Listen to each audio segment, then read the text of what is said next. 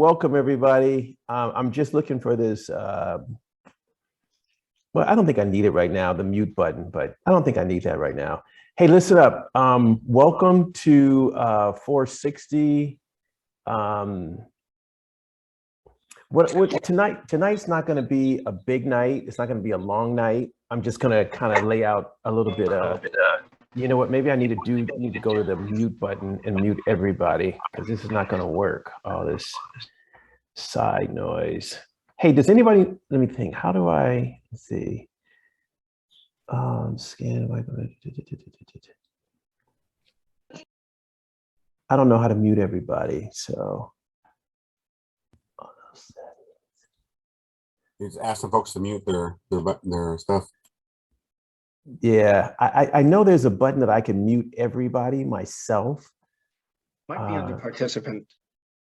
Yeah, let me see. No. I think there's a drop down menu under your own mute button, and it shows audio settings. Under what? So you know where your own mute button is? Yes. There should be a drop down menu, like it's a little arrow, like a carrot. Yep. And you press audio settings. Oops.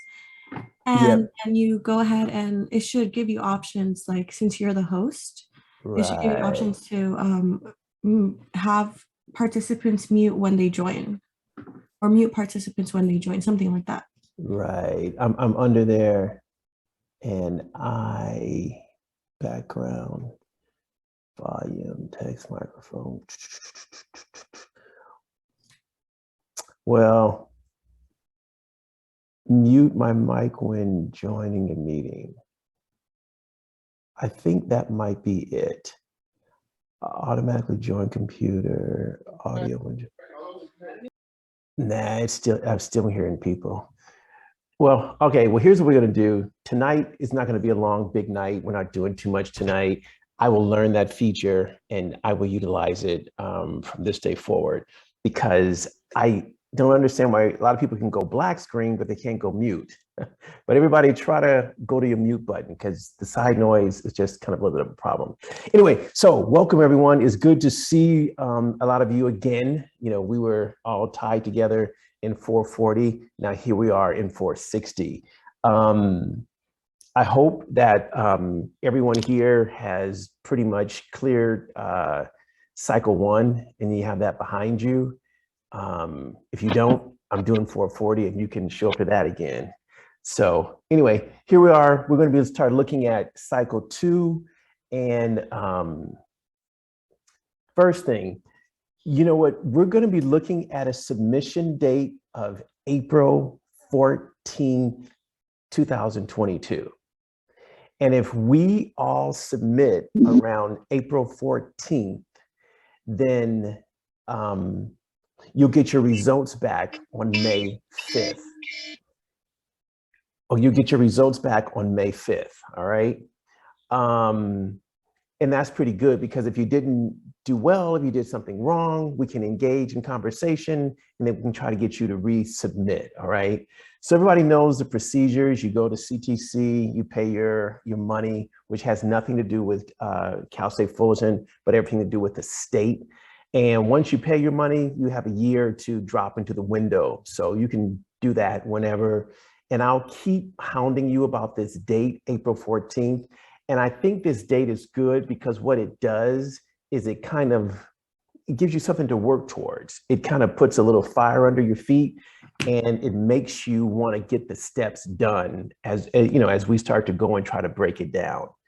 What I'm going to do in our time together, starting next week, we're going to really start to unpack step 1, one step at a time. We're going to unpack step 1, ask questions about it, really break it down, talk about what you need to do, what should be done, why it should be done, how it should be done, when it should be done, how many pages you need to get in, and then we'll move over to step 2.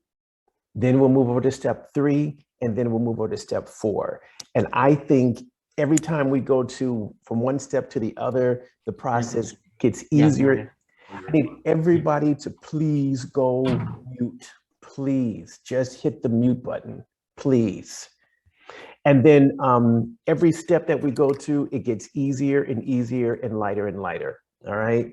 So, and another thing is you have to really don't procrastinate on this. The sooner you start building, the better. The sooner you start writing and analyzing, the better.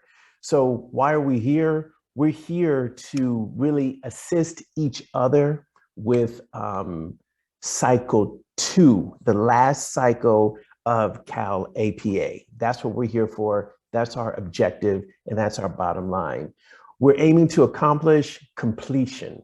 That's what we want to do. We're not just sitting here having a tutorial.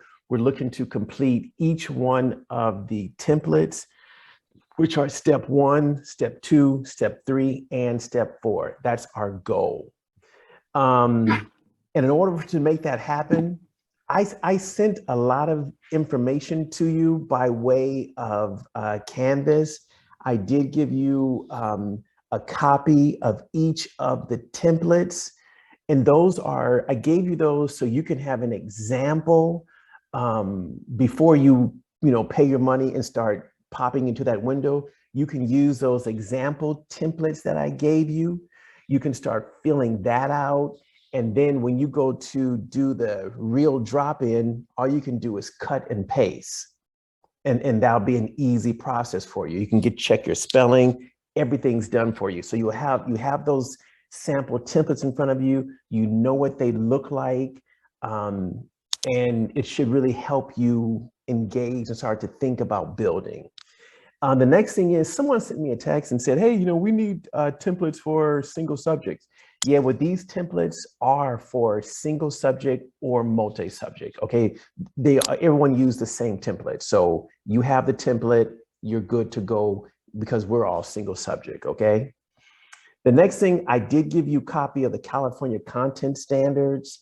I don't know if I gave you a curriculum framework, but you should have the curriculum framework for where you are. You should also have in your possession, just for prosperity's sakes, the California English Language Development Standards. And then you should have the UDL, the Universal Design for Learning. You should have a copy of all those documents because those things are going to assist you in building this, these different templates that you're going to do for cycle 2, okay? And then the next thing I'll bring to your attention, if you completed cycle 1, you can use the information if you're still with the same class. You can use that information from cycle 1 and you can transport it over to cycle 2. Just make sure you read the template and make sure the information fits, all right? So you can do that. And then here's the next thing.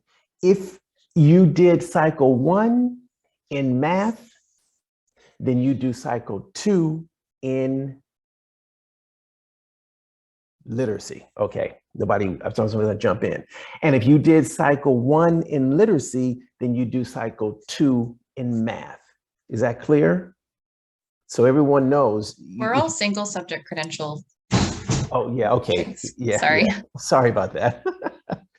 Just, okay. So everybody's single subjects, everybody knows what you're doing. Excuse me on that one. You should also right now be thinking about the lesson plan, the 3 to 5 lessons that you're going to work with in this cycle. You should start giving that some thought right now.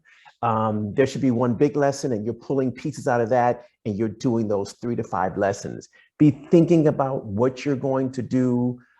That should be on your thought, on your brain right now about which lesson you're going to use. You should start really planning that out, thinking it through, evaluating, talking with your master teacher, and the planning is a huge part of it.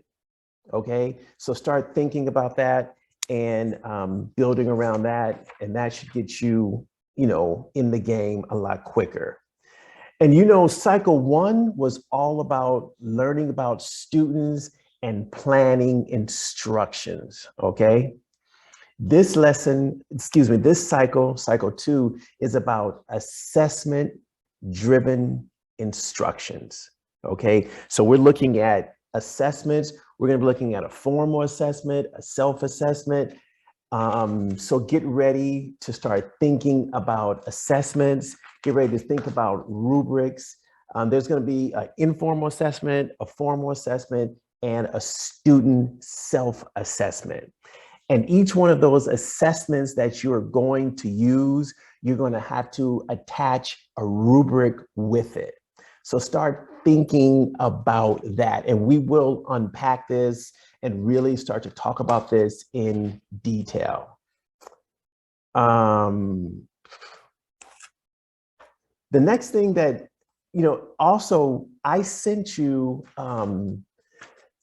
by way of, on Canvas, I gave you a copy of the performance assessment guide for cycle 2. The best thing for you to do is to, it's just a suggestion, do what's best for you. I would run that off in hard copy, put it in a notebook, and then every time we get together, have that notebook in front of you, because I'm going to go through this and really start to break this down, start to understand each section line by line, word by word. And then if you have your booklet in front of you, all I have to do is tell you what page we're on. You get your highlighter, you start highlighting, get your ink, your pen, and start scribbling notes down. And this is how we should work. If we work this way, there's no need for a PowerPoint because we all have the same document in front of us. We're all working from version 4, and I gave you version 4. If anyone has version 3, you should put it in the trash, and you should be working from version 4, and that's the one I sent you. And all the templates I sent you, those are from version 4 also.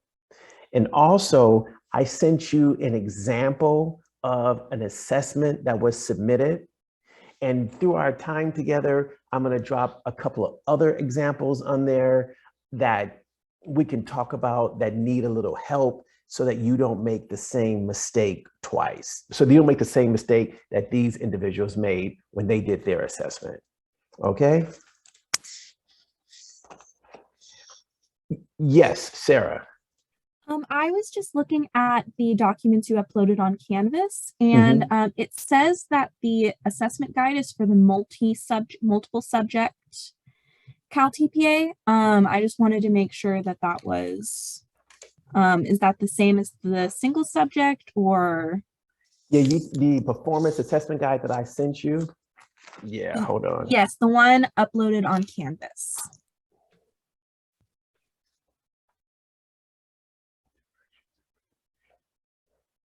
Yeah, it's going to be the same as the single subject. What I'll do when we get finished today, what I'll do is just I'll shoot back over to the website and take another look.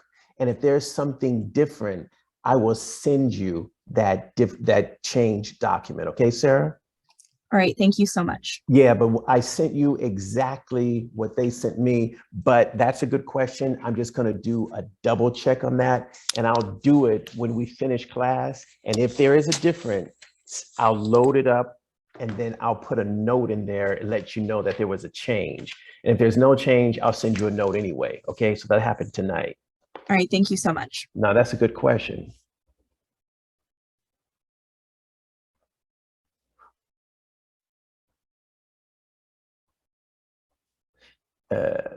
Making myself a note. All right, are there any other questions? Well, even before, and Nina, hold on one second, and thank you for being patient with me. One thing I want to just put together is we're going to try to work this out as like the same way we did last time, come as a family. We're going to talk. If you have information to share, let's share information with each other.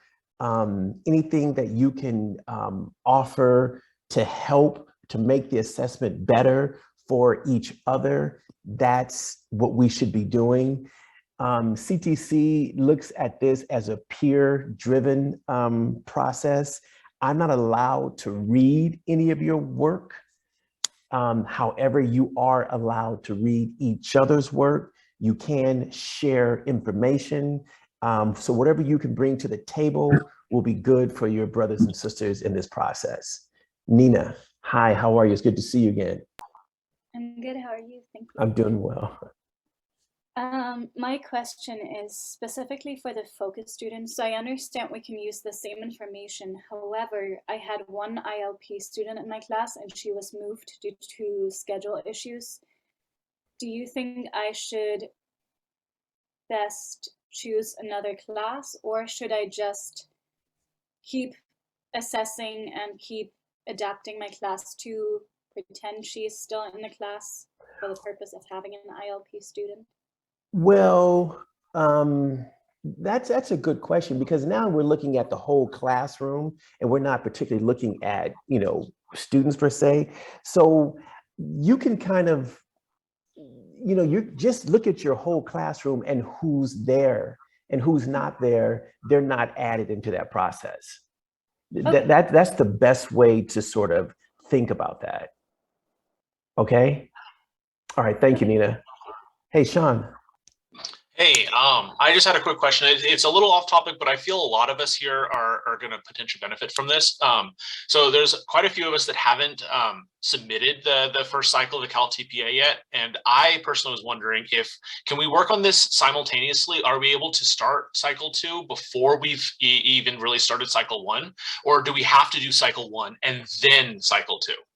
Okay, that's a good question. And no, you don't have to do cycle 1 first and then submit it, and then you're allowed to do cycle 2. You can do cycle 2, submit it, and then do cycle 1 and submit it. It's unfortunate because, if you did cycle 1, when you start doing that first template, a lot of the work is already done for you. So you're kind of working backwards, but no, there is no rule or regulation that tells you you have to do cycle 1 first. Okay. So you can just start working. You can do them simultaneously. You're doing cycle 1 on your own, and then we are working on cycle 2. All right. Awesome. Thank you very much. Oh, thanks for the question, brother. Smith, how are you? Oh, hey. So yeah, I think he really answered my question there, because I don't think I start my student placement till February 7th. And I guess I was getting worried about falling behind and, not being able to, while I'm trying to get cycle 1 done, I'm also trying to get cycle 2 done. And I don't know. I just was afraid of being overwhelmed. Okay. But I think my one question is just, I think for the lengths on Thursday, because, while we're student teaching, we'll also student teach on Thursdays. But what'd you say was the duration the class was going to be once we start on a regular schedule? Because it says 5:30 to 8:15, but. Okay, so class is designed to run from 5:30 until 8:15. However, and thank you for that question, Smith. I appreciate it. And when the university opens and we're meeting on the ground, logically speaking, if we start at 5:30 and we may finish at 7, we may finish at 6:30. I'm not going to hold you captive in the classroom until 8 p.m. I taught this class last semester, and what I ended up doing is a lot of group work, flipping students around. And, the further we got into it and the more people got their things done, the class just ended at different times. So I'm not going to, get in there and lock the doors, and you're not going to walk out until 8 p.m. When we're finished, we're finished. When we've exhausted it, we've exhausted it. No use in beating a dead horse. So that's how I'm going to play it. And that's, I'm going to let it work. We're all adults and we'll work it out that way. All right. Okay. Yeah. Because I know when we were discussing cycle 1, we only. Okay. All right. So so there it is, Smith. And, we'll just play it by ear. Okay. So thank you for that. I appreciate your voice. Yes, I was worried it's just because of transportation. Yeah, we got it. Any other questions? Okay, what I'm going to do tonight, we're not going to, let me ask you a question. Give me a thumbs up or a little indication. How many of you have gone through, and George, I'll get you in a second. How many of you have gone through and already started to read and outline step 1 of cycle 2?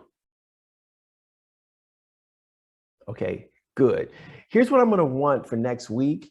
I'm going to want you to really go through and take a critical, analytical read through step 1, okay?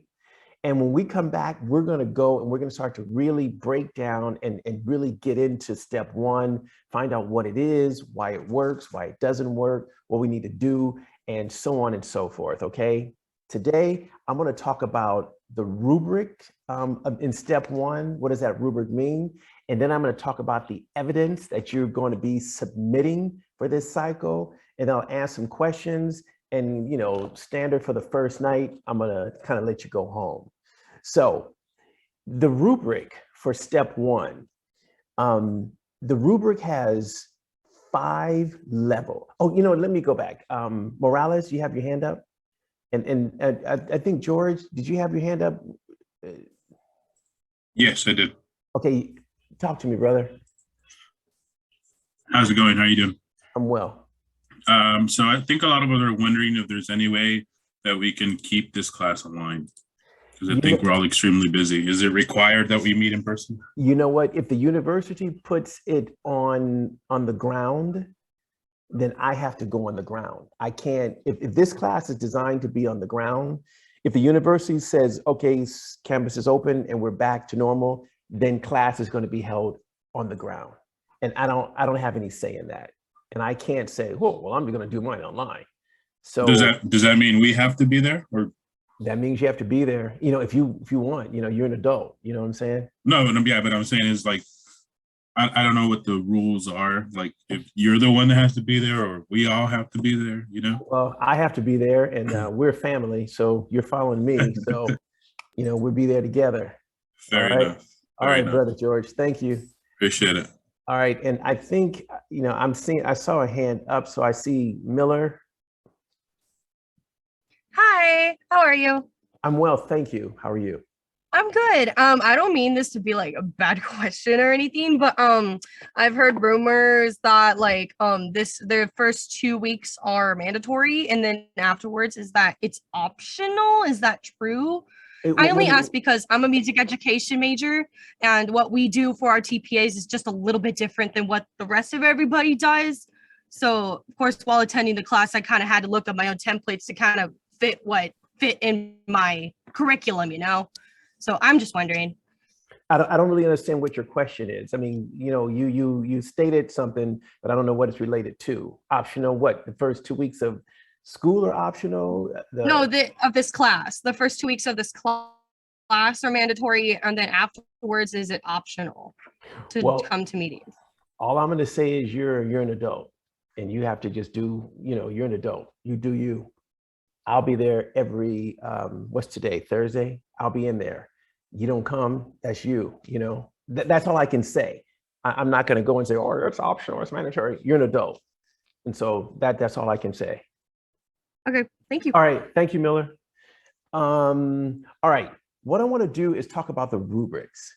You've all gone through cycle 1. Now cycle 2, step 1 has, level 1, level 2, level 3, level 4, and level 5. And, normally, we start to try to work around level 3 so that you get your points on a level 3. And then you can also take a look at level 4 and level 5. But whatever the case, we don't want to get a 1 and we don't want to get a 2. Our aim is to get a 3. And in order to get a 3, I'm gonna talk about what's in a level 3, but when we go back to the evidence that's to be submitted, the first one in part A, you're gonna do a written narrative, contextual information, no more than 4 pages. Now, here's the thing. It says no, it reads no more than 4 pages. That means you're going to do 4 pages. You're not going to do 4.5. You're not going to do 4.25 because they're not going to read anything after 4 pages. But the thing is, you don't want to submit 2 pages. You don't want to submit 2.5 pages. You want to take your time and you want to build part A so it comes to 4 pages. That means being very analytical, being very thoughtful, thinking deeply, and filling that page with the information they've asked for and more. So this is a robust, full 4 pages so that it pushes you towards a 3. Sometimes, I mean, I've had students say, oh, I was just rushing and I was tired. And so I just gave them 2 pages. Why would you do that? If they ask for 4 pages, give them 4 pages. That's my advice to you. And that's a helpful and meaningful hint that will get you to a 3 as opposed to getting you a 2 or getting everything minus 1 point and then you don't pass that segment. All right. The next thing is part B, they're going to be asking for a learning segment template. And when you get that template, when we look at it and we talk about what they're asking for, give them everything they ask for. Show them that you planned it. Show them that you organized it. Put it together, make it tight, and just make it rich and meaningful for the individual who is going to be reading the assessment. The next thing in part C, they're going to be asking for a written narrative, assessment descriptions, no more than 7 pages, including additional information if necessary. So when we come around to this part where you're writing 7 pages and your a written narrative, your assessment descriptions, that's going to be your formal, your self, and your informal assessment. You're going to be describing those things out. Intellectually describe those things out. And just for now, you should really start to do a deep dive around assessments. This is all about assessments. Take a deep dive around what is a formal assessment, what is an informal assessment, and what is a student self-assessment. Understand those things, start grabbing some material, and you can use that material in building those 7 pages, okay? Bottom line, I'm really trying to encourage you not to cut corners on this. You have enough time where you can start thinking deeply, start planning, start organizing, and when you go to do these pages, give them what they ask for, make it rich, but don't go over the 4, but make it rich and meaningful. Kyle. Just a very quick question. So this is all for part A or the entire cycle too? This is the evidence that's going to be, this is the evidence, Dorothy, you gotta go mute. This is the information that's going to be, this is the evidence that's going to be submitted for step 1. We're just talking about step 1 now. When we get to step 2, there's going to be evidence that you're going to need to submit. We'll talk about that. When we get to step 3, there's going to be evidence that's going to be submitted. And the same for step 4, there's going to be evidence that's going to be submitted. So right now, Brother Kyle, we're only talking about step 1. And it is a little convoluted. There's a lot of information that's going to come out of step 1. But we're going to go through and we're going to break it down. But thank you, Kyle. Nina. Sorry, a follow-up question to that.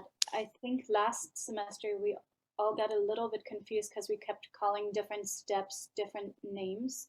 Okay. Is it part A or are there different steps? Okay, so part A? So let me talk about this. In step 1, there's part A, part B, part C, part D, part E, and part F. That's only in step 1. So cycle 2, step 1. And step 1 has part A, B, C, D, E, and F. And when we get to step 2, we're going to divorce ourselves from step 1. Is that clear? So when we get finished with step 1, we're going to move it aside, and then we're going to start talking about step 2, and then the evidence and the rubrics. And you see what I'm saying? So I'm going to keep all those things separate. And right now, we're only talking about step 1, which is plan, and then the parts that go with step 1. Okay? Dorothy, how are you? Hi there, I'm good. Can you hear me? I'm calling from my phone. Yeah, I can hear you. Awesome. I just had a question.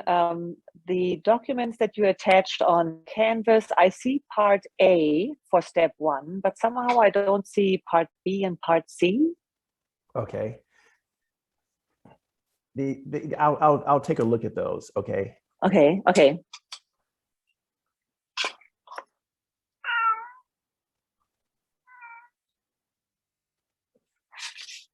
Okay. Thank you, Dorothy.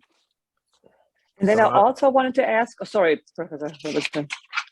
Go right ahead.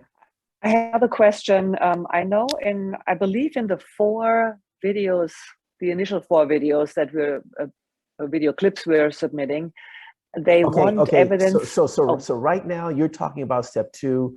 We're not going to talk about step 2 right now. We're going to stick with step 1. He's trying to get ahead of the game because you can turn it in at any point. Okay, Dorothy? No, that was Maggie, I think, is also unmuted. Okay, so you're good, Dorothy?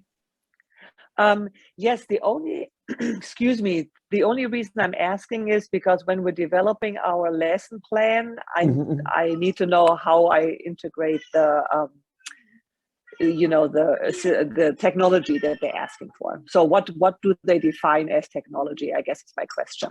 Okay, so we're gonna come to all that, but right now, okay, because there's so many people here, and to maintain a sense of structure and order, we're gonna have to stick with one step at a time.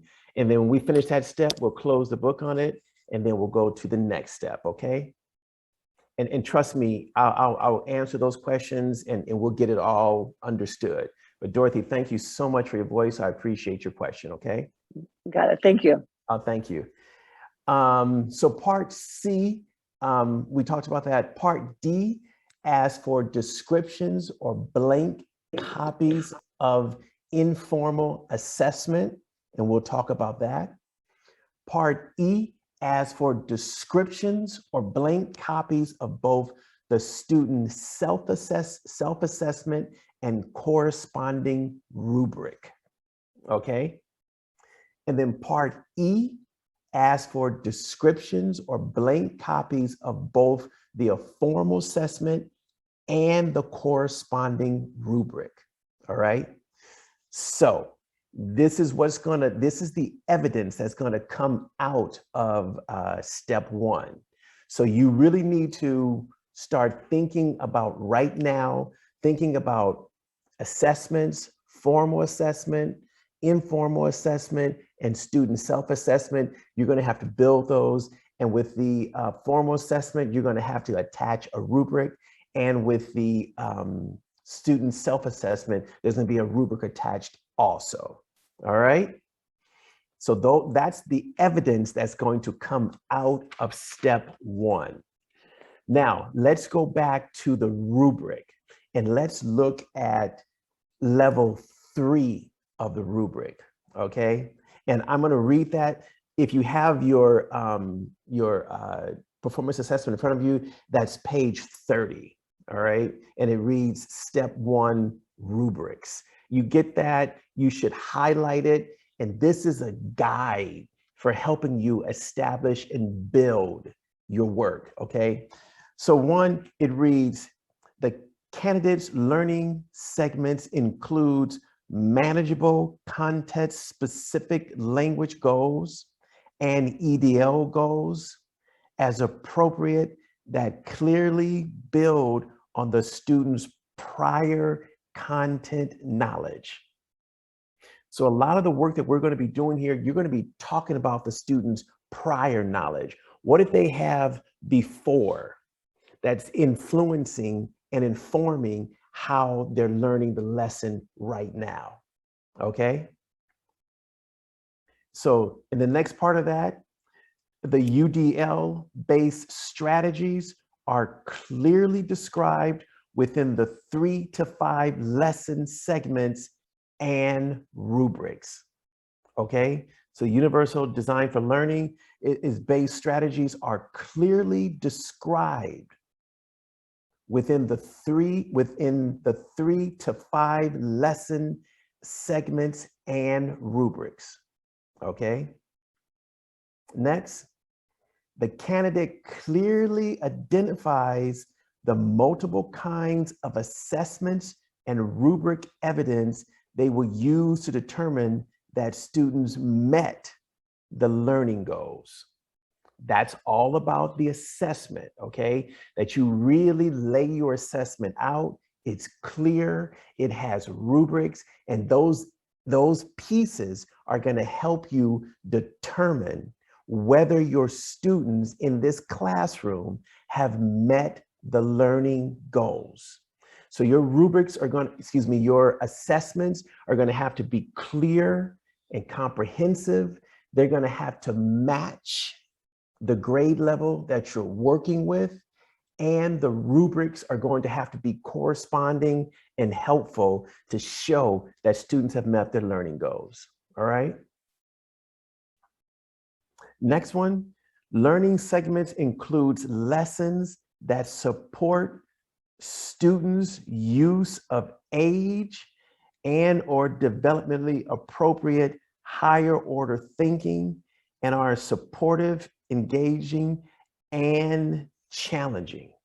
So the 3 to 5 lessons that you put together, are they attached to higher order thinking?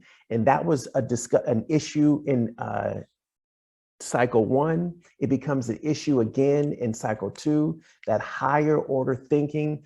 Are you challenging your students to push themselves and to think on a higher level?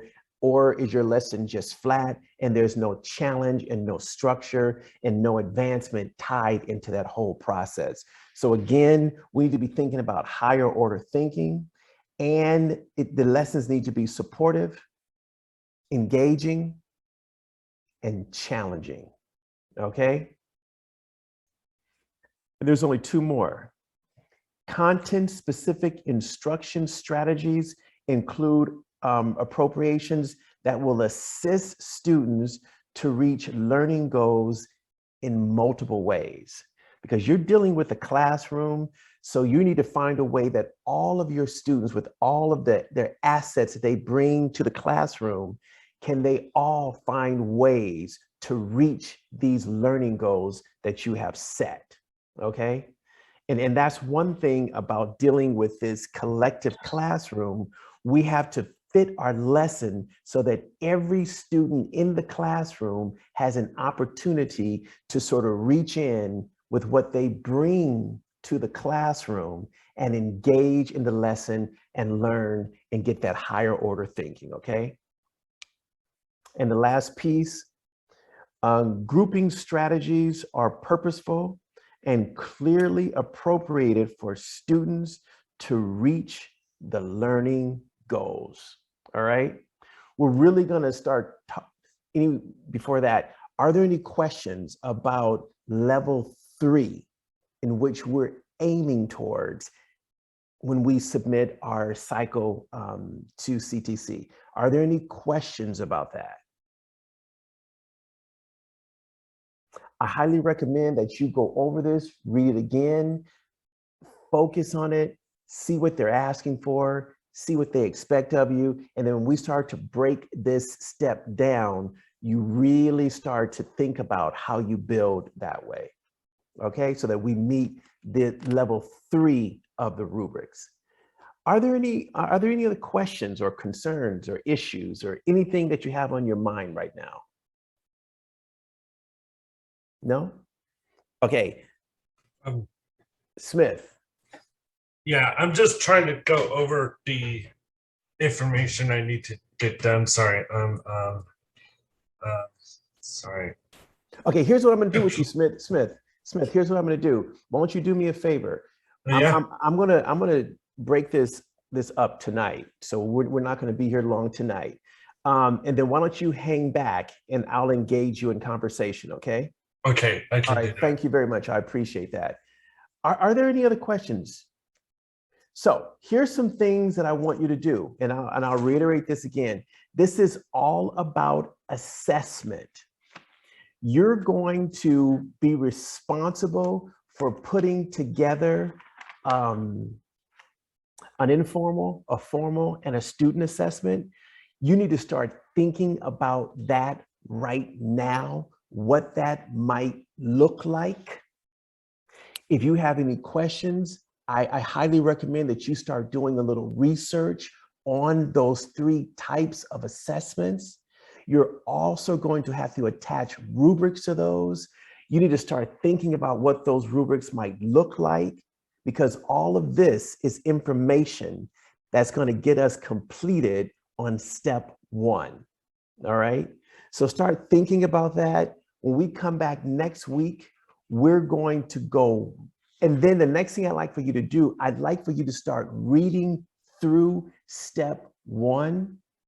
Next week, when we come back, we're going to start breaking down step 1 analytically, just breaking it down so that you can really get to the point and walk away from next week and you can start doing some writing and building. Next thing, you should take a look at what you've done already for cycle 1 and find out how that information will translate over into your step 1 for cycle 2. That information can be transferred. Just make sure you check the template and make sure that it's the proper fit. But you can use a lot of information from cycle 1 into cycle 2. All right? Are there any questions or concerns? Did anyone have any ideas on how we're going to work next week and then from hereafter? Oh, yeah, you want us to read the document, come prepared for class tomorrow, or next week, ready to talk about it and go over. Yeah. I'm going to be going through it, and then you should, as you go through and you have questions, you should write your questions out, and let's just be ready to do this thing together. And the next thing is, again, and I just want to reiterate, we are not going to start jumping ahead and confusing each other and start jumping to cycle 2 and then jumping to cycle 4. We're going to stay on cycle 1 until we're finished. If that's 2 weeks, then it's going to be 2 weeks. But we're not moving from cycle 1 until we've covered every aspect of it. And then we're going to close on cycle 1 and then go into cycle 2. All right. Somebody give me a thumbs up, something to help. Michael, woo! How are you? Michael, how are you, brother? Awesome. Thank you so much. Is next class going to be in person, or we still have one more week of online and then we go in person? From what I know right now, brother, we're going to be online again next week. If there's something different or something that comes up, I will send you an announcement. But from as far as I know right now, we're going to be online, brother Michael. Awesome. Thank you so much. Okay. And anyone else? Any other questions? I think everybody had that same question. Yeah, I think we're going to be online, next week. All right. Are there any other questions? I'm going to do my thing. I'm going to check for those, make sure those documents are all, correct. If something's different, I'll make those changes and let you know that I made the change. Okay. All right. That's it, folks. Thank you for being here. I will see you next week, and we'll cut all the introductions and stuff, and we'll go right into step 1. All right. Thanks, Dr. Robertson. Okay. Thank you. Here. Okay. Thank Bye. you. Bye. Thanks, Robertson. Have a good one. Thank you. Thank you. All right, guys. Thanks.